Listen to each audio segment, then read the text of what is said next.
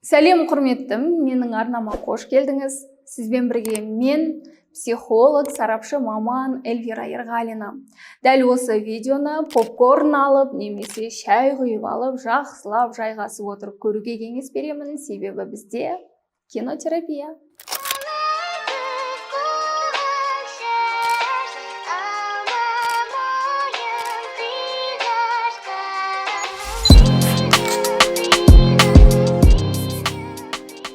Дәл осы айдар арқылы кез келген фильмді, сериалды тіпті сіздер де ұсына аласыздар. Кейіпкерлерін, оқиғаларын алу арқылы талдау жасаймыз. Қоғамда, өмірімізде, қарым-қатынаста кездесетін кез келген мәселені кеңінен ашып көрсетуге тырысамын. Ал біздің алғашқы талдауымызда қазақтың ең танымал рейтингі жоғары сериалдарының бірі Келінжан. Біз бүгін Келінжанның бачақ-бачағын шығарып талдауға тырысамыз. Өзі психолог. Солай ма? Мазалап жүрген сұрақтарыңыз болса, қойып алсаңыздар болады. Алайын, біздің ауылға қош келдің. Талдауға кіріспес бұрын, құрметті менің көрерменім, сізге бүгін сыйлығым бар. Араңыздан бір жанға өзімнің 1 сағаттық жеке консультациямды сыйлағым келеді. Әрине, оған көп жанның қолы жете бермейді, бағасы да жоғары. Соны біреуіңізге сыйламақпын, оның шарттары бар. Дәл осы видеоны соңына дейін қарасаңыз, видеоның әр жерінде әртүрлі сөз жасырылған, сол сөздің барлығын тауып, жинап, қандай сөйлем екенін тауып, ең бірінші болып пікірге қалдырсаңыз, сіз жеңімпаз болуыңыз әбден мүмкін. Әрине, дұрыс тапсаңыз. Сондықтан сәттілік тілеймін, және сізбен онлайнда кездесуге асықпын, өйткені қай қалада болсаңыз да бізді интернет жалғайды.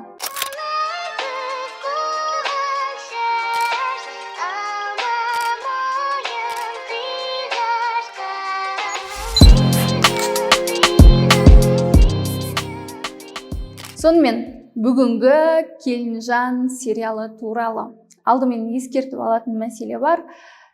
Менің дәл осы Келінжанды дайындаған командаға, түсірген командаға, актерлар құрамына, жалпы бүкіл командасына алғысым шексіз.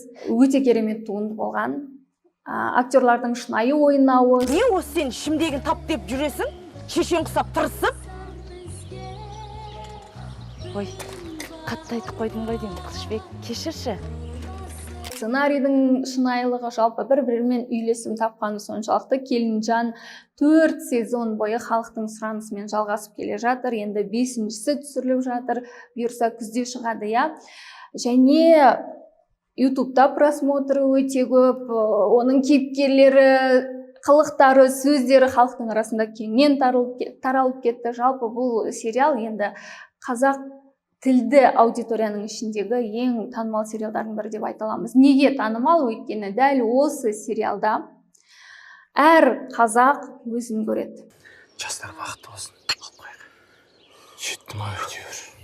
Келінжан отбасылық сериал, және оның жанры комедия. Көрген кезде біраз күлеміз, күшті эмоция сыйлайды, сондықтан да оны асыға күтеміз, қайта-қайта түсірілуін сұраймыз дегендей, тек комедия болғаны үшін ғана күтпейтін сияқтымыз. Неге? Өйткені психологтардың көзімен қарасақ, яғни мен өзімді айтайын, бұл күлетін емес, керісінше жылайтын тұсы өте көп сериал.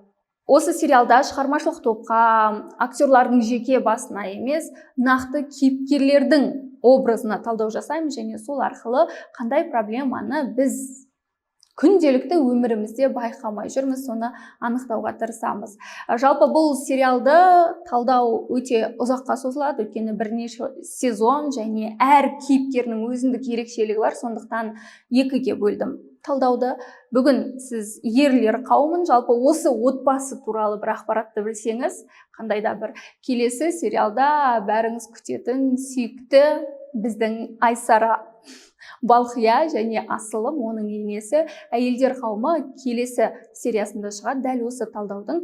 Сондықтан дәл осы сериалды талдауды аяғына дейін көріңіз, пікіріңізді жазыңыз, лайк басыңыз. Сонымен бұл сериалды неге жылайтын сериал деп айтамын, өйткені отбасы жүйесіндегі әр адамның өз орны жоқ, бәрі шатасып кеткен, иерархия сақталмайды. Яғни енесі, үйдің анасы, әкесі де өзі, анасы да өзі, бүкіл нәрсені өзі атқаруға тырысады және етегінің астынан балаларын жібергісі келмейді. Тіпті бір ауылдың ішінен бөлек шығаруға қорқақтайды, я. Бұл дегеніміз рөлді тек қана өзі ұстағысы келетіні. Оның неге олай болғанын нақты айтпайды, бірақ біз айқын көреміз, яғни біздің сүйкімді де сүйікті енеміз тиран. Бұл шиып маған немене қарап тұрсың, ей? Сүретіңді.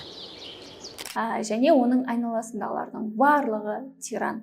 Яғни бұл сериал тұрмыс тіршілік, өмір туралы емес, соғыс туралы. Кезінде біз келін болып түскенде не іштің, не жедің мен шаруасы жоқ қой. Қазір ана жаңа келіні келіп еді, өле қапты тура. Өліп отыр. Еркек пен әйелдің соғысы, жұбайлардың соғысы, ене мен келіннің соғысы, бауырлардың соғысы, келіндердің соғысы, абысындардың, достардың, құрбылардың соғысы, жалпы ауыл арасындағы лауазымдардың соғысы, жұмысы бар адам, жұмысы жоқ адам, әріптестер, түрлі соғысты бір ғана сериалға сыйғызған. Ой, жақсы бала, сен келдің бе, мен қазір дереу шай қойып жіберем. Балқия бағана дүкенге. Тоқтай! Сенен ешкім шай сұраған жоқ. Менің ешқандай кінәм жоқ. Мені бәрі кінәлі етіп жатыр. Сен мені түсінуің керек, жақсы бала. Мен осы отбасында 30 жыл болды келінмін. Сен мені түсінуің керек. Мені бәрі кінәлі етіп жатыр. Асылым қалай? Ауданнан келді ме? Келді, бәрі жақсы. Қол түсіп қалмайды деді. Тайтары! Аузыңнан бір жыл сөз шықсайшы. Енді өздеріңіз ғой ата түнімен зәреміз алдыңыздар. Осы дүние жүзінде асылымнан ғана қол сынғандай. Балқия, ертең сенің де қызың болады.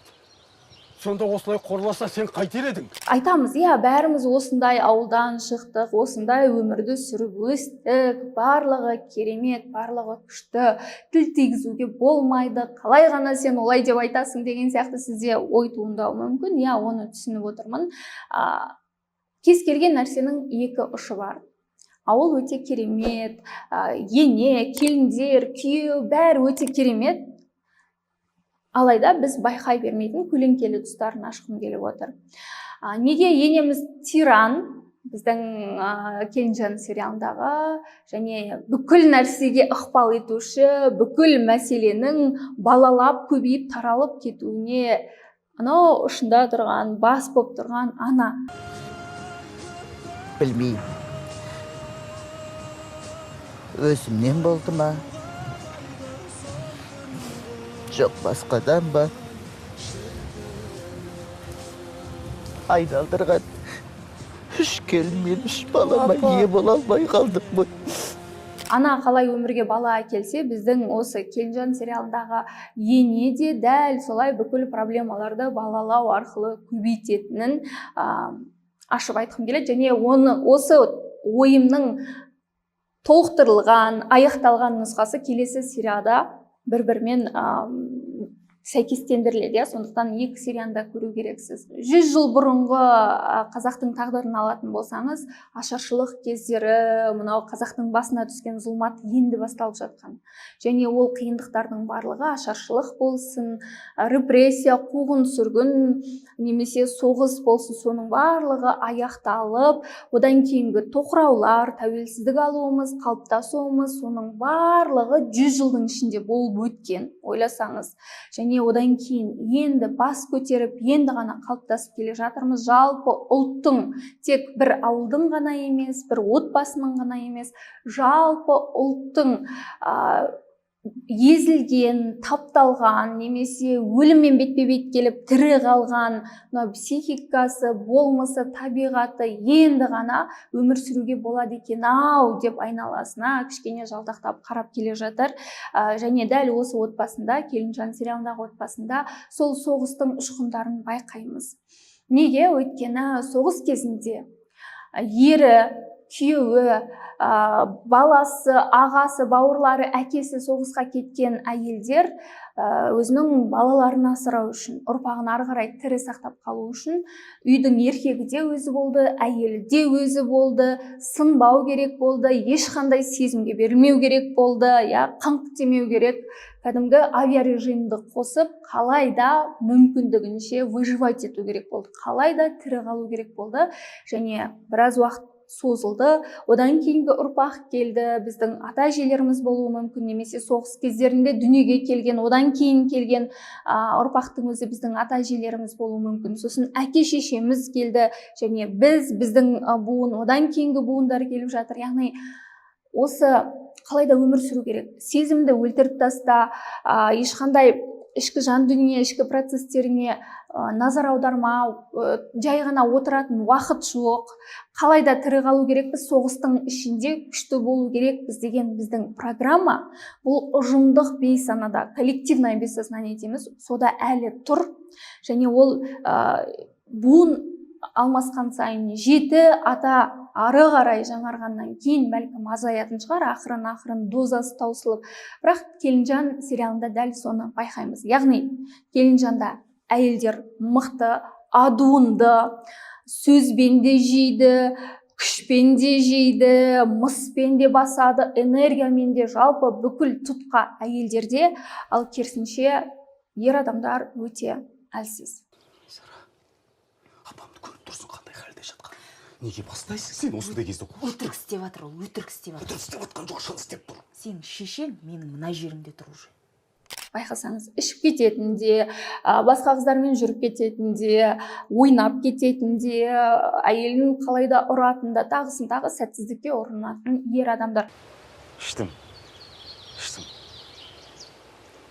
өз бетіммен іштім. Осы сен неге қабағың ашылмайды? Қабағыңдағы несі болды ғой сенің, керек болса бар ғой. Мен ауылдың жартысын кіріп келе жатырмын. Секаш, мекаш дегендерді ұқпаймын мен!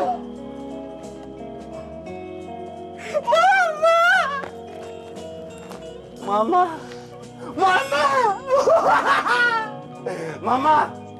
Ұлың ішіп қойды. Кешір ұлымды. Енді өскен шығар ұлым. Өзі білетін шығар не істейтін, балыққа барама, ішема, балық ұстадым мен бүгін, апа. Апа.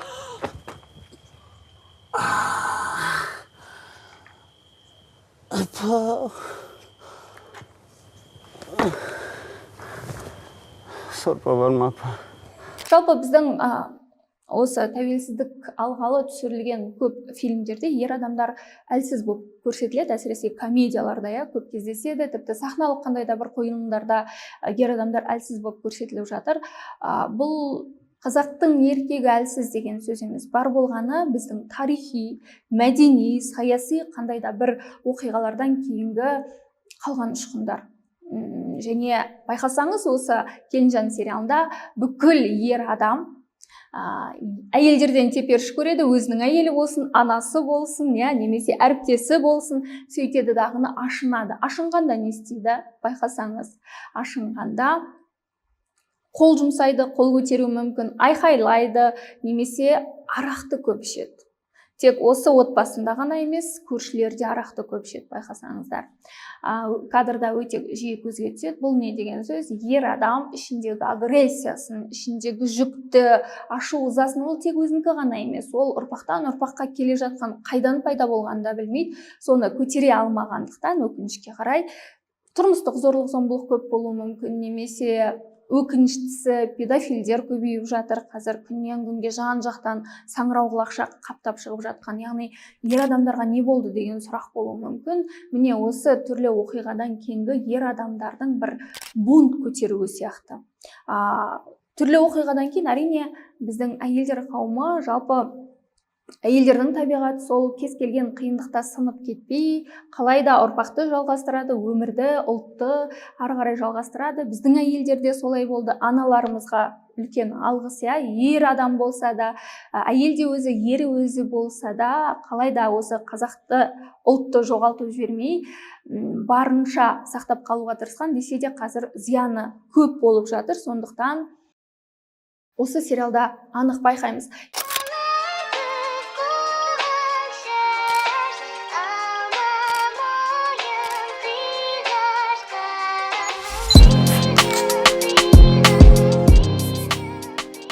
Қойнынан бөз, аузынан сөз түсіп жүре береді. Ятта болсын әкімге өзім хабарластым. Көз жасымды төгіп жібердім. Бекер обал не кереге үй беретіндей негізі. Енді бір қорқатынымызына бір енеміз. Тағы өткендегіндей қырғын шығарама деп қорқам. Ауырып қалды ғой. Иә. Негізі Айсара, мына салт бойынша үйдің егесі Асқарлар. Солай ғой. Бірақ сендер де өз қызметтеріңді өтеп біттіңдер. Енді бөлек шығуға болады. Соны күтіп жүрміз ғой. Сепарация, яғни ананың балаларын өз етегінің астынан жібермеуі, сепарацияланбауы және гиперопека деп жатамыз. Яғни шектен тыс көп махаббатымен анасы бүкіл балаларын, тіпті келіндерін қалай да тұншықтыруға, жан-жаққа жібермеуге тырысады. Жалпы сериалда басынан бастап көрген болсаңыз, сырттан келген келіндер бір сондай берекелі отбасыға емес, армияға келгендей болады жалпы. Барып сиыр сау. Тоқта! Мына түріңмен менімен сиырымның көзіне түсуші болма. Барып, жөні түзу киім ки. Армияда жүрген сияқты бүкіл қыздары да, жігіттері де, яғни соғыста жүрген сияқты. Соғыста жалпы босаңсуға, адамға жақсы көзбен қарауға болмайды, өйткені кез келген кезде сені өлтіріп тастауы мүмкін. Сондықтан жаныңда жыбыр еткеннің барлығы мейлі туғаның болса да, сен оған қауіппен қарап тұру керексің, мылтық кезеніп тұру керексің. Бұны өте көп байқаймыз Келінжаннан. Және бүгін ер адамдарды ашып көрсететін болсақ, енді басты негізгі өзек деп айтамыз, ене өзінің 3 ұлын қалай өсірді, қалай жеткізді, анық-қанығын білмейміз, десе де тұңғышы Қылыш.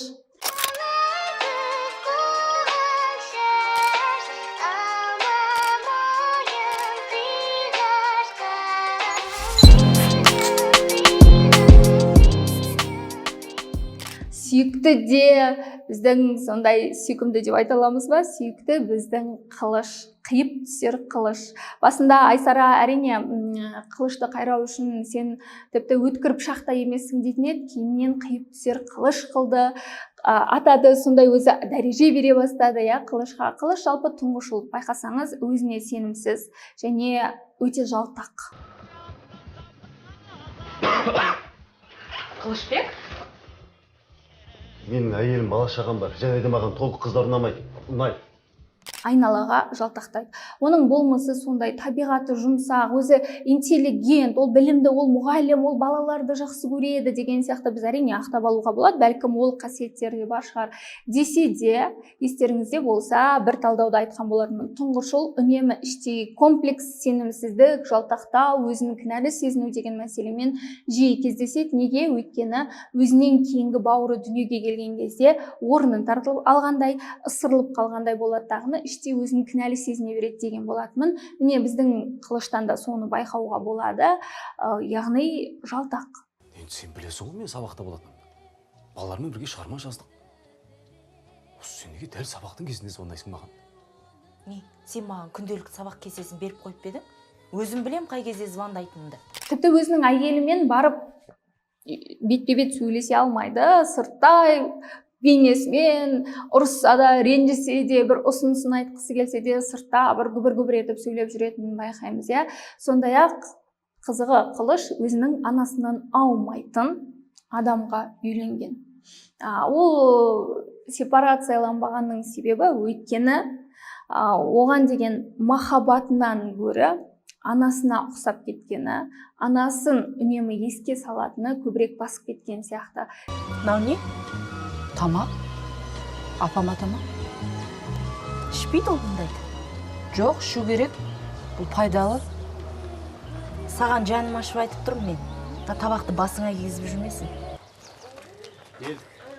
Сен бар демала бер, тамақ дайын болғанда өзім шақырамын. Неге бұлай деймін? Өйткені өзінен кейінгі бауыры дүниеге келген соң, әрине анасының бейнесі, анасының махаббаты, жалпы анасы жетпеген соң, оны әйелі арқылы толықтыруға тырысқан сияқты. Және Қылыш өте беделді, сауатты, өте керемет мықты маман деп айтамыз, сыйлы кісі деп айтамыз, бүкіл сезондарында ашып көруге болады. Және үйдің үлкені болғаннан соң бауырларына бас көз болуға тырысады дейміз, мінезі жұмсақ дейміз. Қызығы бастапқы сезондарында Қылыштың ел алдындағы абыройы жоқ болады. Не сыбырлап тұрсың? Кім бар жаныңда?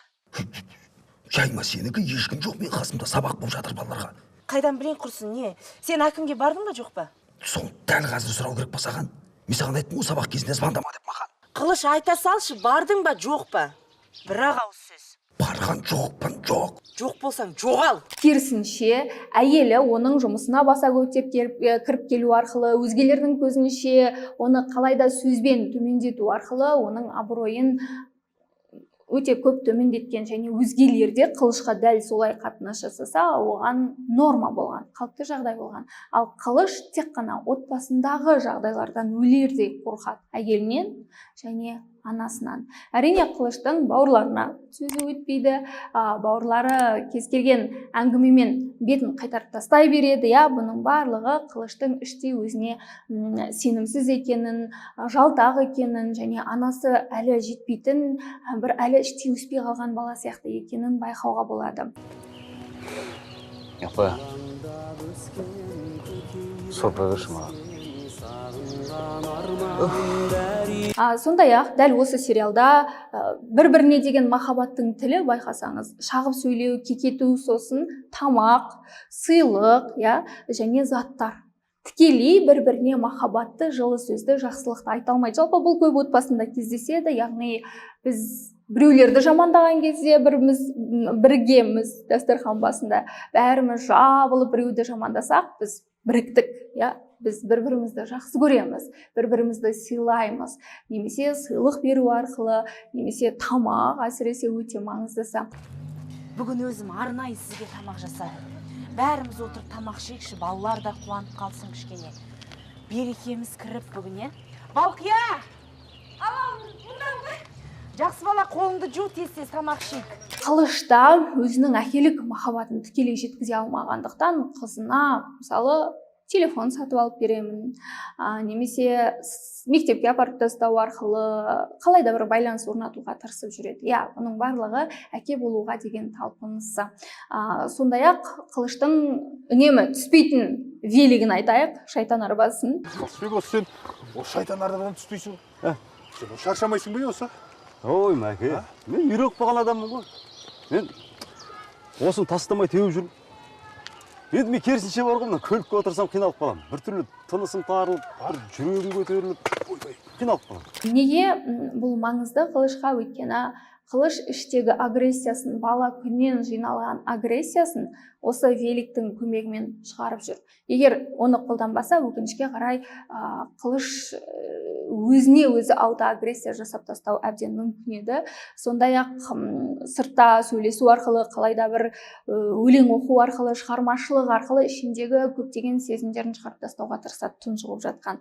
Қылышты түсініп алдық, оның әлсіздігі, сондай жалтақтығы, әрине білімін қолдана алады, одан да жақсы жетістіктерге жете алатын еді, табысты бола алатын еді, тіпті келіншегі директорлық орынды қалайда алып берсе де, немесе басқа да бір орындарға талпыныс жасаса да, жақсы орталарға қанша сүйресе де, келіншегі деп айтамыз, бірақ мамасы, Айсара, қанша сүйресе де ол алып кете алмады. Өйткені ол деңгейге өспеген Қылыш. Қылыш 40-та болса да, 50-де болса да әлі бала, жалтақтап жүрген бала.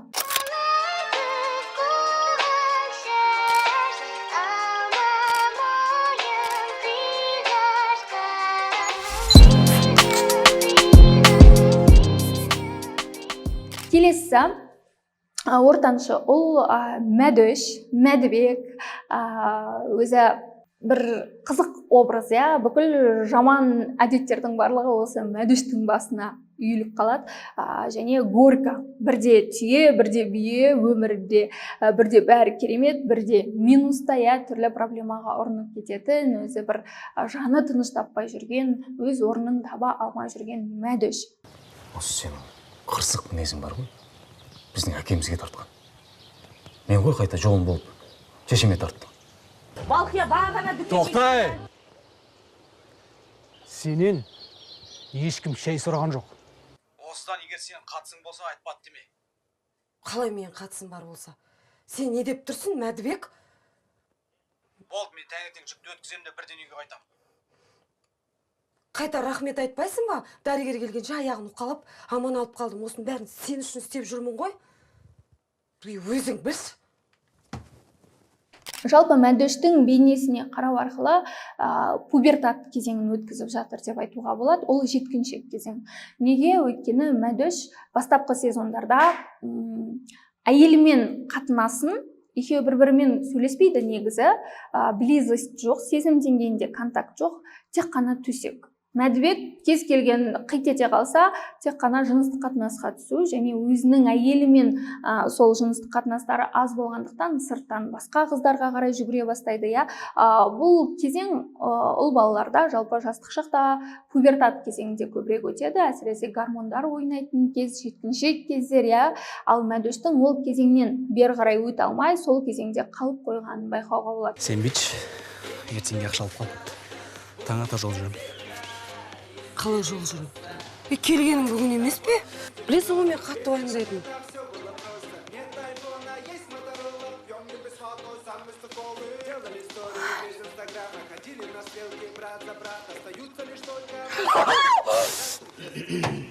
Және осы мәдөштің өмірінде болған жүрісі, левый жүруі, басқа қызы, басқа көңілдесі деп айтамыз, соны біліп қойғаннан кейін, яғни оның барлығы ата-анадан тығылып, немесе әйелмен тығылып қашып кету, бір сол адреналиннен ләззат алу, тығылып жүру, қалайда бір басқа қыздарды бағындыру, Валямен енді Балқия құрбы болды ғой.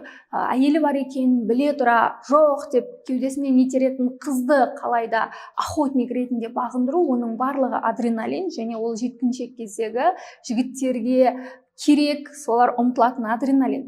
Дәл соны мәдөш өткеріп жүрді, және бүкіл шындық ортаға түсті, отбасы қираудың алдында қалды. Әрине, біздің сүйікті ене балаларын құтқарып қалды, анамен бір сөйлеседі, мынамен бір сөйлеседі, мәселенің барлығын шешеді, ешқандай ұлына өз мәселеңді өзің шеш деп айтқан емес, келініне де, тіпті ақшасын да беріп отырады, тығып біреуінен алып біреуіне деген сияқты бүкіл проблеманы одан сайын ушықтырып, соус қосып отырған ене екенін байқаймыз. Және мәдөштің де сондай проблемасы шешіледі, алайда ол бойындағы ойнап тұрған, тасып тұрған энергиясын, гормондарын, оның барлығын өзі жеңе алмай, бойындағы процестерді өзі басқара алмай, агрессия шығып тұрған ішіп кетеді, білесіздер. Және одан кейінгі мәселе құмар ойынға кіріп кетеді. Азартқа бүкіл ақшасын, бүкіл бизнесін әп сәтте жоқ қылады. Әрине, бұл өте маңызды, бұл өте керек энергия, өте керек ресурс. Бұны дұрыс жолға, бизнеске, білімге, немесе тағысындағы көптеген ізденіске, жетістікке бағыттаса, оны табысқа, материалдық дүниеге айналдыруға болар еді. Бір кездері кәсіп бастау арқылы оны жасап көрген еді, қолынан келетін болғанын өзіне өзі айналасына дәлелдеген еді.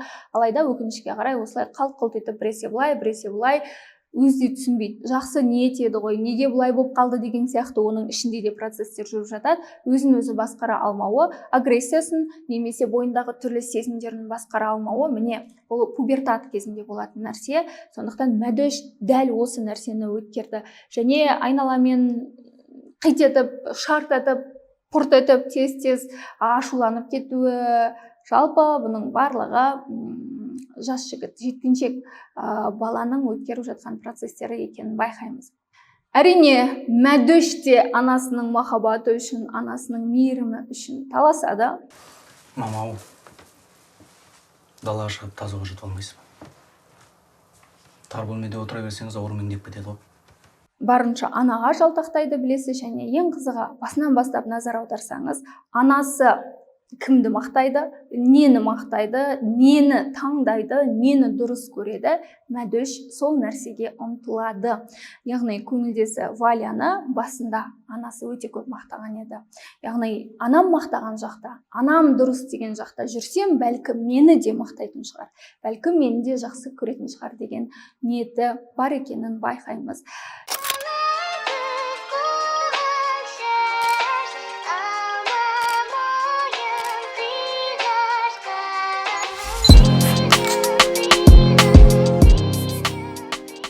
Үшінші ұл бұл Асқар, кенже ұлы, қара шаңырақта қалады деп әу бастан тәрбиелеген, құлағына құйған ұлы, қаладан қызды алып келіп, өзі спортпен айналысып жүргенін байқаймыз сериалдың басынан бастап.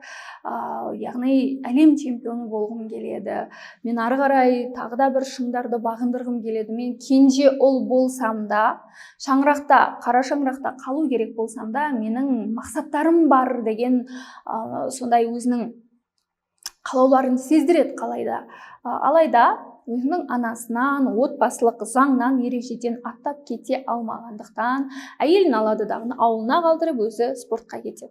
Әлем чемпионы болғым келеді деген нәрсені көп айта беруі, әлемді бағындырғым келеді дегені. Ойлаңыз, бұл өкінішке қарай анама мен өзімді қалайда дәлелдегім келеді дегенді білдіреді. Анамның махаббатына мен лайық ұл екенімді дәлелдегім келеді дегенді білдіреді. Неге? Өйткені әлемді бағындыру, ойлаңыз, бүкіл әлемді аузыма қаратып, мақтату, масаттану, соның вниманиясын алу дегеннің артында, шымылдықтың артында анасы тұр. Өйткені ең бірінші біз ананың құрсағында пайда боламыз. Және ананың құрсағында жатқанда бүкіл әлем біз үшін бұл анамыз болады. Және құрсағынан дүниеге туылғаннан кейін де бүкіл әлем анамыз болады белгілі бір жасқа дейін. Асқардың бойынан кенже, махаббат, назар көп бөлінді десек те, Асқардың бойынан сондай бір агрессияны байқай аламыз. Яғни мен анамды мойындатқым келеді, анам маған қарасын деген ниетін байқаймыз. Және ол агрессиясының барлығын спорт арқылы шығарып жүр. Спорт өзі тренировкаға барса да, жаттықса да, немесе алаңдарға шықса да, жарыстарға қатысса да, ол агрессиясын шығарып жүр. Сондықтан сериалдың бас жағында барлығы жақсы болады, одан кейін қайтадан бауырлар жиналады бір шаңыраққа, және бұрынғы агрессиясын, түрлі сезімдерін, түрлі ішкі бунттарын сыртқа шығарып жүрген адамдар оның бәрін тоқтатып бір шаңырақтың астына жиналған кезде өкінішке қарай сол агрессияны бір-біріне шығара бастайды. Яғни ұрысады, төбелеседі, бір-біріне айдап салады, конкуренция, қызғаныш. Бұл жерде бәлкім үш ұлдың арасында ананың махаббатына, ананың бағасына, ананың бес қоюына, мақтауына конкуренция болған шығар бәлкім. Өйткені әке жоқ қой. Олға негізі еркек фигура керек, бірақ бұл сериалда оларға қай еркек ықпал етті, ол туралы мүлде айтылмайды. Ешқандай көкесі жоқ екенін, тек қана көршісі бар екенін байқаймыз. Сондықтан ұлдарда тек ананың махаббатына талас болған, сол үшін барын салуға тырысқан, және сол үшін ананың махаббатын алып беру үшін әйелдерін де жұмылдыруға тырысады. Яғни әйелдеріне бөлек тұлға ретінде емес, не анасы ретінде, немесе анасының махаббатын алып беретін көмекші құрал ретінде қарайтынын байқаймыз. Міне дәл осы Келінжан сериалының ер адамдар тұсынан жасалған талдау осы. Келесі бөлімінде тағы да кеңінен ашамыз. Әйелдерді қосып, жанына серіктерін қосып тарқатамыз, одан ары қарай жалғасады. Сондықтан дәл осы талдау ұнаса, лайк басыңыз, пікір жазыңыз, және отбасылық иерархия қаншалықты сақталған, сақталмаған, жалпы бұл отбасы сіз үшін қай қырынан ашылды, қай ойыңыз өзгерді, қандай инсайт алдыңыз, соны міндетті түрде жазып кетіңіз, және дәл осы талдаудың басында айтқан шарттарды орындау арқылы менің 1 сағаттық консультациямды ұтып алыңыз деген тілегім бар. Мен сізді онлайнда күтемін. Келесі талдауларда кездескенше құшақтадым. Енді өскен шығар ұлым. Өзі білетін шығар не істейтін, а? Қайсың менің көңіліме қарап жатырсыңдар? Айсара бүйтіп жатыр, Айсара сөйтіп жатыр деп. Сенен ешкім шай сұраған жоқ. Мен сізді қатты жақсы көремін.